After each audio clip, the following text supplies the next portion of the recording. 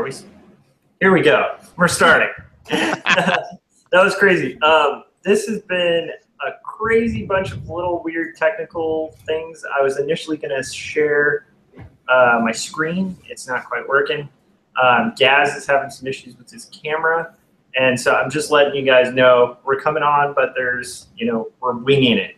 So this is Artcasters. This is our weekly Artcast where we hang out and talk about, issues around being a professional artist. Sometimes we just troubleshoot about comics. And who are we? That would be Scott Serkland. How's it going, everyone? Hey, we got our lower thirds to work finally. They brought back the toolbox, I guess, on Google Hangouts. So that's where you can find me.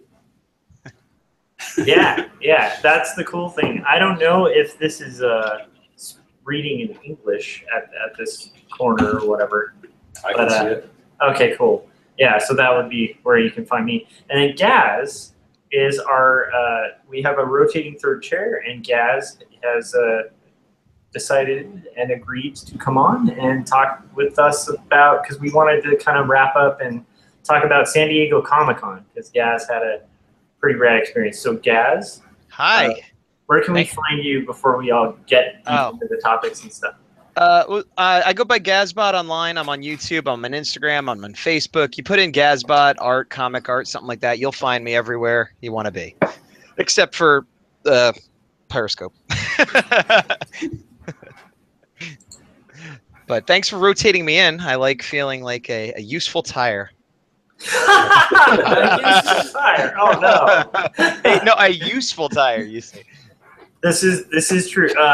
But it's cool to like Scott and I, why we even wanted to get that going is like there's a lot of people that we love talking to, and it's cool to be able to kind of get that variety and interesting stuff going. But Gaz, so yes.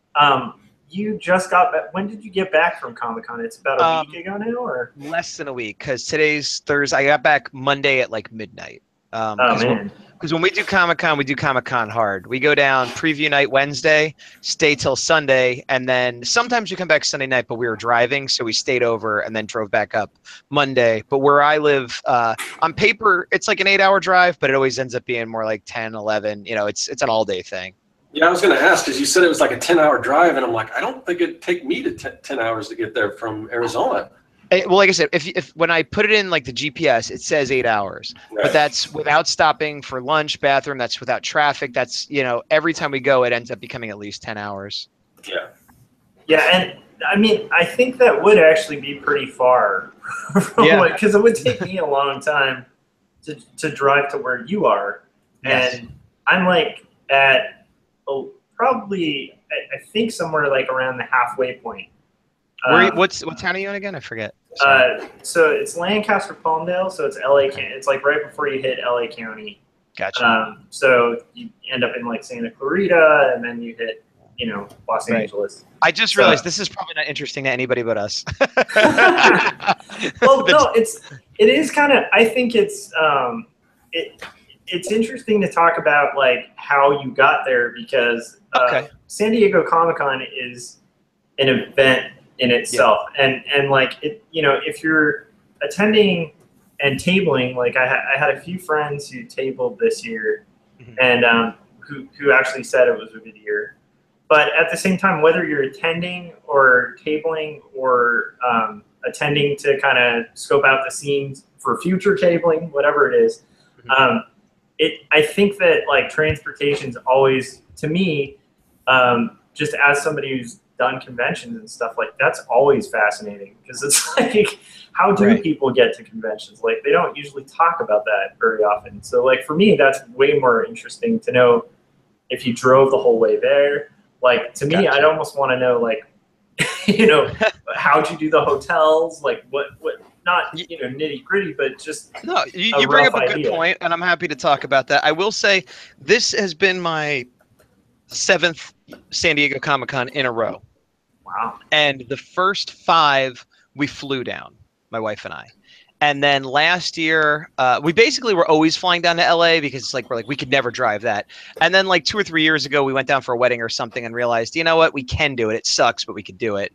So last year we drove down with some friends and had the benefit of having 4 drivers and stuff, but had the detriment of 4 of us squished in a car, which was a little cramped on the way down. And then when we came back with all the stuff we bought, it was really cramped.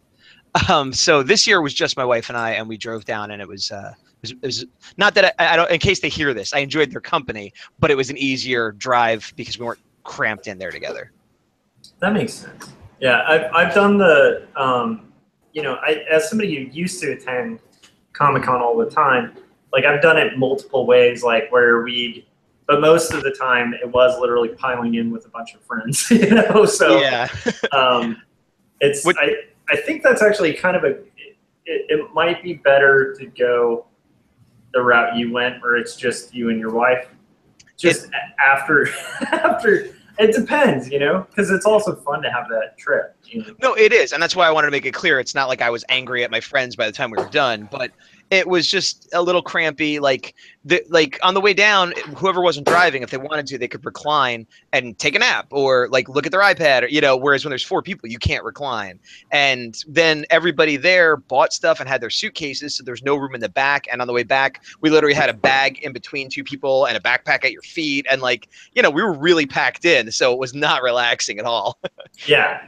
And like another thing to consider too, like just this is for like the viewers and stuff, but I mean, obviously if you're going to table, that's a lot of gear to fit in there. Well, so yeah, make sure if you are carpooling, like you allow for that gear on the way there, and then the gear and whatever swag and stuff you might have picked up, like to get back with you as well. Because that's something like my first few conventions, I didn't even think of. Like, really? So like you booked the convention and then we're like, whoa, how do I get my stuff there? Well, more of like I got my stuff there. It was more of just like I wasn't expecting there to be more stuff on the way back because I picked up stuff that I like, and there's a lot of like kind of bartering that happens. Yes. Yeah. Yeah. That's so like, did you guys stay? Did you end up being able to stay near? Yeah. We basically the last 2 years, again, we've been doing things differently the last 2 years. Previously, we stayed at I forget the name of the hotel. It was Marina something, like Island Palms or whatever. And this time we stayed at Doubletree Hilton. And they're both far enough away that you can't walk to the convention center. And I think the hotels where you could walk to the convention center are going to be like $400 or $500, and they book up, 9 months, 10 months, 11 months before the show. So what we usually have done is get something that is close enough that we can still use the free shuttle service, which they have, but not so close that, we have to pay $1 million and book it a year ahead of time. I mean, we still have to book it pretty far ahead of time, but we ended up paying, on average, it was about $200 a night for this place.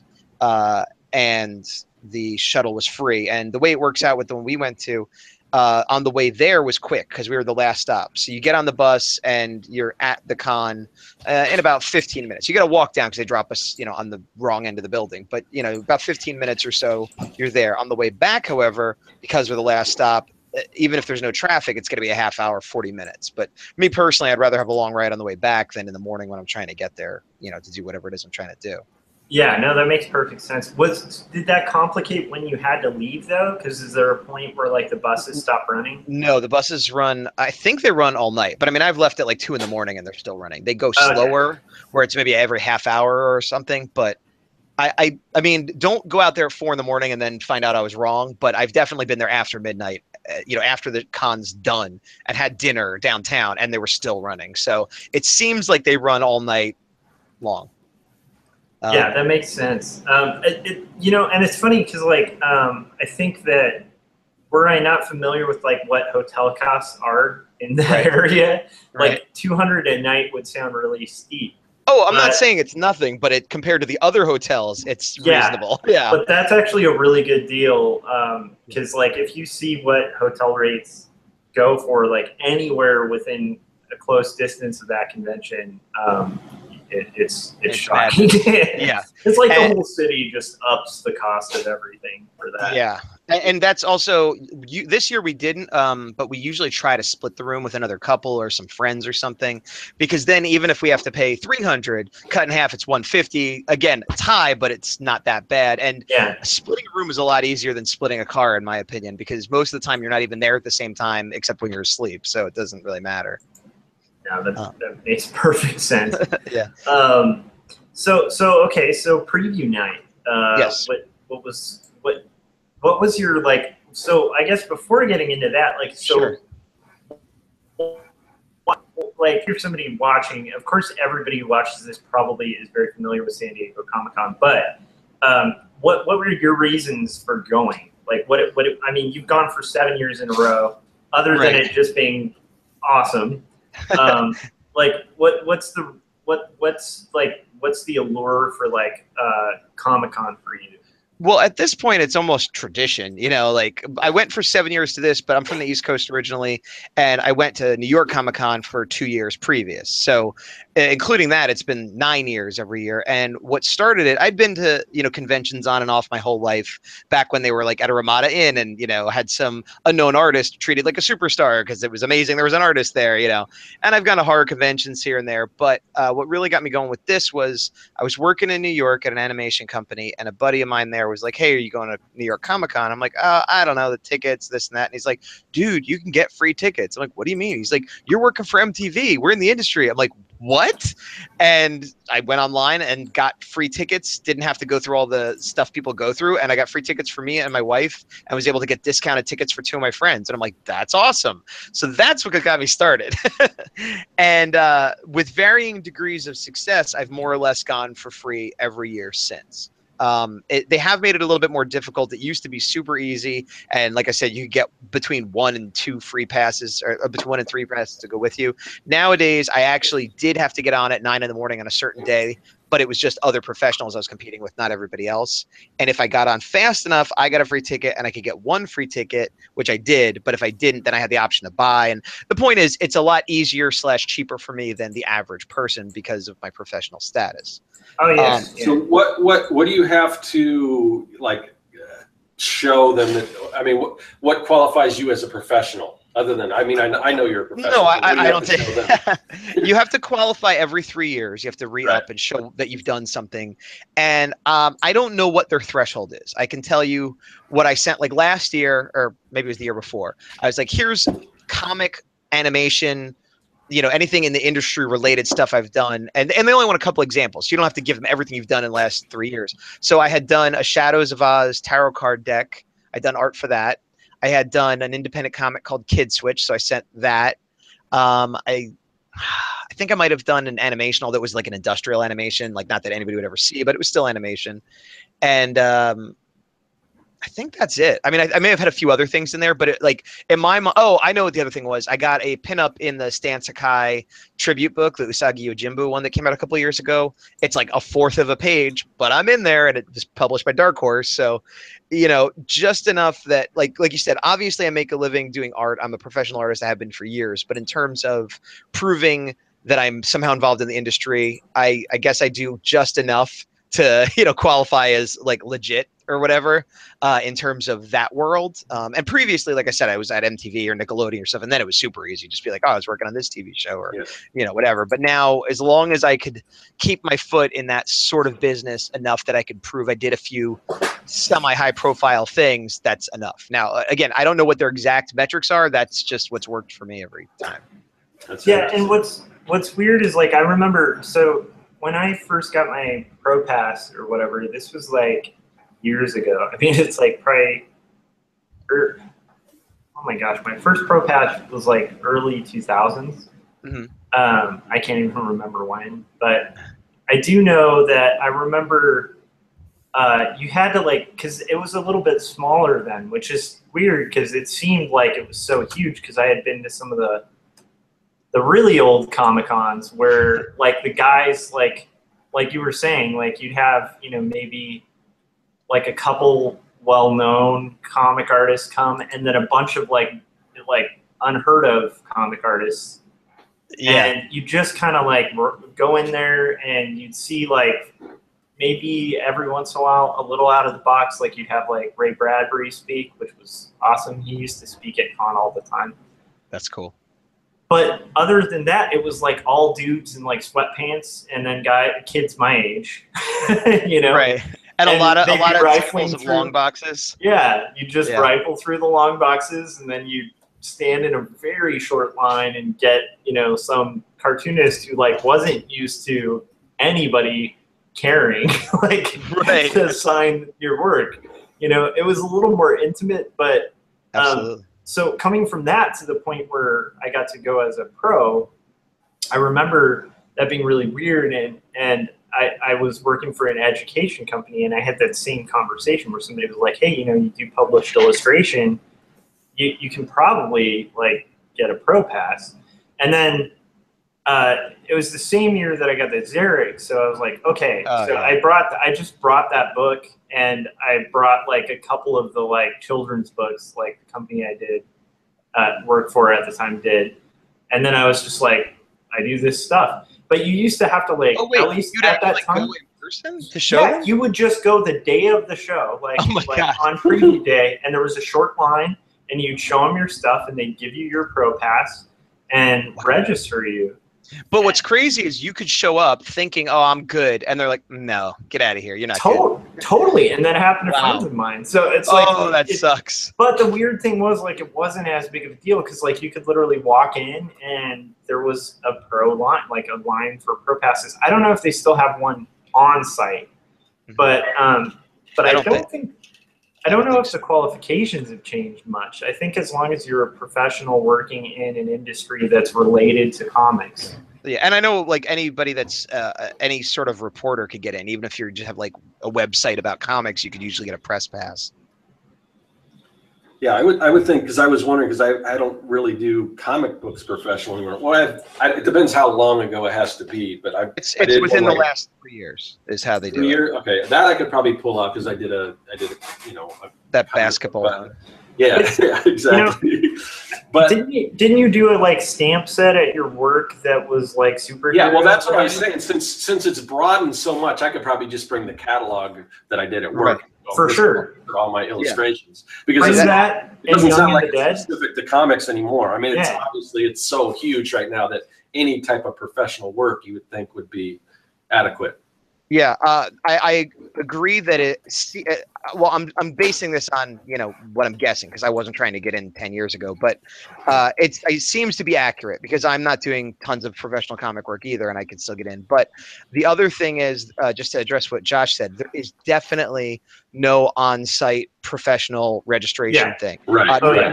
Not for this year, and not even ahead of time for next year. And if your status is not due, then you just register for your tickets. But when it's due, you have to send in your paperwork and links and examples at months in advance. I don't remember how many months, but you know, you can't decide 2 months beforehand that you're going to do it.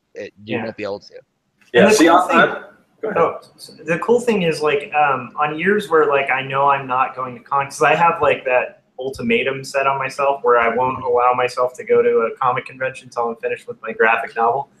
Which is, it helps me be productive, but it's like it's hard when I'm like having friends like tabling at, you know, because I'm like, I want to go and check out their table, and like I also do you ban yourself? Do you ban yourself from even going as an attendee just to see what? Oh, that's tough. Okay. Yeah, like basically, like my rule with that is like until this thing's done. Like, so the cool thing is next year I might be able to go, but I get that re-up email all the time, every year. So the cool thing is they still have that list. So once you've been registered as a professional, they'll bug you with the re-up like at the time that you need to do it. Yes, you know? And I do wonder also, because I've been on that list for close to 10 years now, and I do wonder if there's a certain amount of grandfathering in, like where maybe if I was coming at it new right now with my current credentials, they might not let me in, but because I had better credentials when I was, you know, working in TV, that they sort of like, he's been coming for a while, you know. See, I would wonder if I could just send them my website. I mean, none of that, everything on there is self-published and it's all my own brand, but it's hard to look, I mean, without boasting, it's hard to look at and say this isn't professional. No, yeah, I mean, Young and the Dead should qualify, but yeah, that alone, like if you gave them like an issue, but it is self-published. It is self-published. You know, I don't know. So is 80% of what's sold at Comic-Con. Like, I think 80% might be generous, but your point remains valid. Yeah. So I'm also curious, you know, because because I didn't know about that. I know you mentioned on your video that you had a pro pass, but I didn't know what that entailed and everything. So do you know what it costs to get a full pass like that? I'm just wondering how much you're saving because several $100s. I mean, I haven't bought it in a while, but for a 4-day pass, it's several $100s. And that's assuming you don't get scalper prices. Scalper prices, you know, who knows what you're going to pay. Yeah, so that's actually pretty good. Oh yeah, and that's each. That's for me and my wife. Yeah. Yeah. That makes me kind of want to go a little more now because you should. I mean, and the fact that I kind of have, I don't know how close they are to the convention center, but my girlfriend has family there. Right. So, honestly, for me, with the driving and with the free passes, the biggest expense is the hotel. So if you could stay with somebody, I mean, you could really do well. You know, like you don't even have to spend a lot of money. Like you get all kinds of free stuff just from walking around if you don't want to, you know, buy anything. Yeah, I remember that from back in the 90s when I was going. But and it's a great city at that time. Like the thing I missed the most about Comic-Con is actually the like when you get like for me, I don't do well in crowds. Like I hate crowds. And this is like a crowd of people I like. Like most of them are all geeks. You feel really united with everyone. And, right, but it is still a mass of humanity. Yeah, but so you always have, like, there's always this point at con where you just, like, whatever group you're with, you decide to exit the mass of humanity and just kind of walk, you know, around San Diego a little bit, maybe hit a bar and get a drink or something. And, like, that in itself, like, the city, the atmosphere in that city is, like, it's like if you took an entire city over and just made it like a geeky city. I absolutely agree. I often call it nerd Mardi Gras because that's what it seems like. You walk down the street and there aren't people throwing beads for boobies, but it's like, hey, do you like the Sci-Fi Channel? Here's a T-shirt if you know, like. Yeah. And Spider-Man in every store that has nothing to do with comics, they just throw a poster up and and you go to an Irish pub or something and you have these like hardened old dudes who seem like they're like, you know, guys who just like are the bar residents, but then they're like, yeah, Spider-Man was great. You know, like it's this cool environment where like, you know, it's sort of like so Scott, you should totally do it. The main reason, because like I said, I haven't been since the 90s. I mean, this was right when Image was getting super, you know, popular and everything, or they were pretty much popular right out the gate, but you know what I mean. But my kind of reservation, at least just to attend, is just the crowds. But because everything I heard was it was so bad you don't even move. But I mean, I saw your videos, and there were at least certain days or certain times where you can walk around and stuff like that. I mean, you're going to have to wait in line, obviously, if you want to see certain things. But I had the impression before that is that you get in there and you just don't move. You're just like, oh, well, and that comes from if you go on Saturday and you try to get online to see Game of Thrones or something, you're not moving. But if you're honestly, the more into comic stuff you are, the better you're going to do. Yeah. And this is, I'll touch upon briefly, like some people complain about the pop culture influx and, hey, here's Big Bang Theory. What, you know, who cares? I don't have a problem with that. Part of 2 reasons. One is because since I've been going to Comic-Con, that's what it's been. So while I'm used to smaller conventions, and I still go to smaller conventions, and that's really more about comics, Comic-Con, you know, San Diego, New York, to me, has always been this big pop culture thing. So it wasn't shocking to me that I went there and, you know, Doctor Who was there, for example. The other thing, though, what I would say to people who used to have the comic side of it and are upset is I went to a Walt Simonson and Louise Simonson panel. It was like 25 years of working in the industry or whatever, you know, and I walked right in after, you know, 15 minutes waiting, and I was in the 3rd row, and it was an amazing panel because everybody was waiting to see, you know, the new whatever movie was down on the other end. Similarly, I went to a panel with Robert Kirkman and Todd McFarlane. Whatever you think of them, they're comic book people, and same thing. I walked right in and had a great seat. Yeah. So that sort of stuff is much, much easier. I've seen, you name a big name writer or artist, and I've probably seen them with little to no effort. J. Michael Straczynski, Alan Davis, Burke Breath that did Bloom County. Like, these are all people that at various times I've just sort of been like, I hope I could get in there, and then I did. Yeah. Similarly, I talk about I've gone to panels. I went to a panel on a whim last year for Jim Lee. It was like Jim Lee drawing or whatever, like a drawing workshop. And it was basically just him drawing a bunch of Batman and Joker. But it was cool to watch him draw and talk about what and he's not my favorite artist, but he has some skill, and I was curious to see. And he was giving away all the drawings. So about 10 people got original Batman Jim Lee drawings. And it was not hard to get in, and I had great seats again. But earlier, the con, there was like, what's new with Batman and DC? Come see. And Jim Lee was on that panel. Good luck getting in. 2-hour wait. But that's because everyone knows what Batman is. But not everybody is going to go see Jim Lee. Not everyone's going to go see Robert Kirkman. If you know the creators behind it, you could very often see them, even if you can't see a Walking Dead panel. Like, yeah, I couldn't have ever gotten in the Walking Dead panel, but I was like 10 feet away from Robert Kirkman. You know what I mean? So the weird thing I was going to ask, though, like, just to balance this out, because like some of what you've heard is slightly true from what I heard, like, which is I've heard that Hall H in particular, it like they one of my friends who went there said that if you want to go in there, it's kind of like you join a tent city. It's like that is accurate. And he was like, you need to partner with like 20 people because you're going to wait in line for about 6 hours, 4 to 6 hours. So what you do is you go with 20 people, and each person does like, each group does like a 3 or 1 hour shift or something. And I did see on Instagram a few people posting, and they were past the pier. Yes, that is accurate. I guess I've gone into Hall H once or twice in previous years, and usually it wasn't for the most exciting thing. Like, I wasn't trying to get into Twilight or whatever the popular thing was, but it was like, oh, Kevin Smith's going to be talking about his new movie at 8 o'clock. So I'd get online at like 5 o'clock, and by 8 o'clock I would actually get in the room. Now, I haven't even done that in a couple of years because I always, like you said, see these tent city people camping out, you know, Friday night for something they want to see Sunday afternoon. That's nuts. I just stopped doing it. I'm just like, I don't care enough about anything to stay on that line. And the nice thing is, while that massive crowd is in the line, they're no longer on the floor. That's exactly right. It's a great time to catch other panels. Yes. Good. Oh, go ahead. Well, I was saying that I often do counter programming. Like, if I'm on the show floor, because I do collect toys, so I try to get the exclusives. I don't camp out 7 in the morning, but I try to see if they got anything left. And I have pretty good luck. Just like, hey, it's 3 o'clock. You got anything left? But there's always a huge mass of humanity. But if I wait and the Marvel panel starts, everybody run. Oh, look, there's the Black Panther cast. Everybody runs down there, and then I'm like, hey, Hasbro, can I please buy that Transformer? Like I wait sometimes until the big event happens, and then go do the other thing. Yep.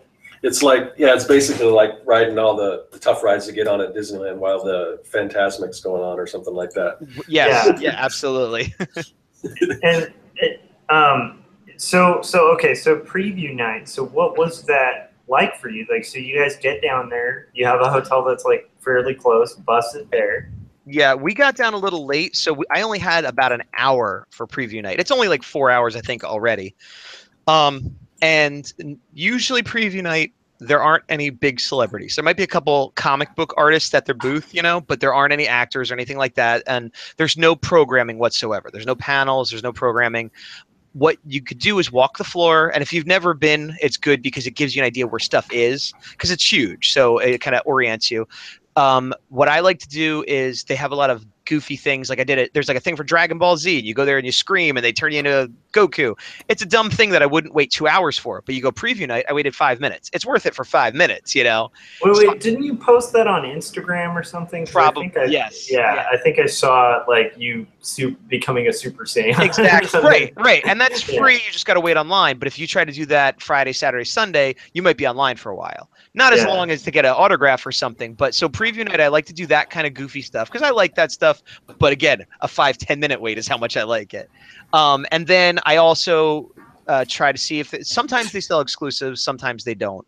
There's sort of the real exclusives that they're going to sell out of and people are waiting online for hours. And then there's what they call them exclusives, but they have so many that they're easy to get. You know, it's not anything hard. Like I got that turtle set from Nika, a Ninja Turtle set. And I got that preview night. I just walked up, bought it, and walked away. It was not hard to get, but this way I didn't have to carry it around the next day. You know, things like that, like anything big I want to buy, I try to get out of the way.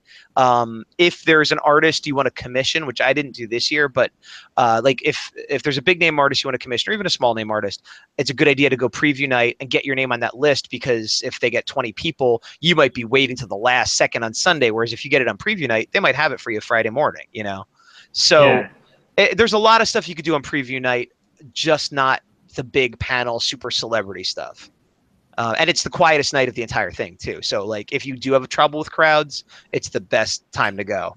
Yeah, I would agree. Like, I mean, that sounds very similar to my experience, because preview night was also like, as a creator of comics, it's a good time to meet other creators as well. Because you could actually have a conversation. Exactly. People can, you know, converse more. Weirdly enough, those are usually the nights where, you know, friends of mine who've either boothed or just gone there have like gone to a restaurant and ended up sitting down with like Dave Gibbons or something, you know, like it's just like, that's kind of preview night's kind of a magical time. If you're a creator, I think if you're a fan, it's probably a good, like you were saying, like, I don't know. I think it's good for both, but I think especially for creators, like that's probably a good time to go. You want to do all four if you're going to do it, you know, right. I think. Because it's 5 actually, including preview night. Oh, preview night's on Wednesday, right? Yeah, that's right, and it goes all the way. Wow. Because our preview night here at Phoenix is on a Thursday, so. But. Right, Comic-Con at some point is like we're Thursday, Friday, Saturday, Sunday, so preview night is Wednesday. Right. That makes sense. Yeah. But the only way you can get, I remember. Oh, go ahead. Sorry, I was just saying the only way you could get preview night is to be a professional or an exhibitor or something like that, or to buy a 4-day pass. So you can't just buy preview night. So that inherently is going to limit the amount of people that could go there. Yeah, that makes perfect sense. Is it? Well, this is kind of hopping around, but that does bring to mind, like, so is Sunday still like one of the best days to buy? Depends on what you want to buy. If you want to buy exclusives, most of the hot stuff is gone, and you're kind of left with the exclusives that nobody wanted. So for that, it's not good. For similar, like I said, with like if you want to get sketches or commissions, that's not so good because people are probably burned out or they're already full. If, however, you want to go buy comics out of a long box or used toys from like that kind of dealer, probably, then you could get a deal. But honestly, I go to enough comic stores and toy shows and stuff like that I don't really go to those vendors because nothing against them, but like I go to them all the time anyway. So it's like, why I'm not going to waste my time at Comic-Con looking, spend an hour looking for some back issue in the 50-cent bin. I'll do that at my local comic shop, So I have a question, Gaz. So why haven't you exhibited there? Because you do a lot of shows. Do you prefer just to be a spectator at that particular show, or? I have a couple answers to that. The short answer is I tried this year, but I was too late, and I am going to try next year. Okay. But why for the previous so many years? When I was in New York, I had a full-time job at an animation studio, and I wasn't doing conventions at all, so it never even occurred to me. When I moved out here, I went just as a fan the first couple of years, and I wasn't doing shows either. So then I started doing shows, and it's been a slow burn. The last couple of years, I've been doing a lot of shows, last 2-3 years. But previous to that, I was doing 1 show, 2 shows, And I was like, hey, I'm having trouble making table when it's $100 and I don't have a hotel room or a drive. So how could I ever go and buy a table at Comic-Con and afford all that? So it's sort of been a combination of doing it enough that, it's still fun, but I've kind of got the most fun out of it I'm ever going to get. Like it was still fun, but it's, the most fun I ever had was the very first time I went because everything was brand new. Yeah. So the the element of I'm missing out on fun has dropped enough that I do want to go and try to sell, and my confidence in my ability to make money and be a salesperson for myself has risen as well, to the point where last year I was like, okay, I'm going to do it. But then I looked into it for 2017. I contacted them in 2016. I don't remember when, but they were like, oh, you're too late. And Comic-Con just ended. I applied last night for an Artist Alley table. And apparently, if you don't get your application in by September 15th, you're probably not getting it. Now, that might not be true for the other sorts of tables, but I wanted to start with Artist Alley because they're the cheapest and if potentially free, from what I understand, which kind of blew my mind. Really? Yeah, because the other thing because getting in, if you said you missed out because it was a year or something. Everything I've heard is like, 7-year waiting list, but I'm sure that's I have not heard that. Okay, I'm guessing that is for the vendor area, the big booth area. Maybe so. Yeah. They have. This is stuff I looked into a little bit last year, and I looked into a lot heavier this year. My understanding is that there's 4 main types of things you could buy there. The hardest to get. Well, maybe the booth is the hardest to get, but I'm not looking at that. The hardest to get for someone like me is Artist Alley. It's juried, so even if you're great and or famous or something, they could just decide not to give it to you for whatever reason. We don't know the criteria. But if they accept you, I've heard that you could get it for free, and you get a half table, like so as though you were splitting a 6 or 8 foot table with someone. So you can't substitute it. You can't split it with your buddy. You just either get it or you don't. And depending on when they pick you or how exactly it works, it could be free or it could be $350. And there's all kinds of rules too. Like you can't have a huge backdrop. Like I couldn't build the thing I normally build. You could sort of have those pull downs that people have with their name and one piece of art, and so that's sort of the Artist Alley. It's like, if you could get in there, great. It's going to be cheap or free. Well, cheap again, $350 doesn't sound cheap, but it's the cheapest option at Comic-Con, or free if you're really lucky. And then you'll basically be splitting a table with someone you don't know, most likely. Yeah, that would be tough to condense everything I have down to one half table. Honestly, it would not be good for you. Even I would have a hard time with it, but I basically would have a book of my prints, and then I would just, do my best. But yeah, with the whole setup you have, I don't know how you do it. The next thing, which seems more likely that I'll end up doing, is small press, which is exactly what it sounds like. You have to have a comic, which you do, and which I do, and which Josh will. And you have to have your own self-published comic or small press comic to be in there. But that's also juried. That's also way ahead of time. I'll probably be applying for that in the next day or two as well to cover my bets. And they are more expensive. I'm blanking on the price. I can pull up the price while I'm talking to you. Josh said they were around $500. Okay, that was my memory too. About $550 for small press, and that's just a table.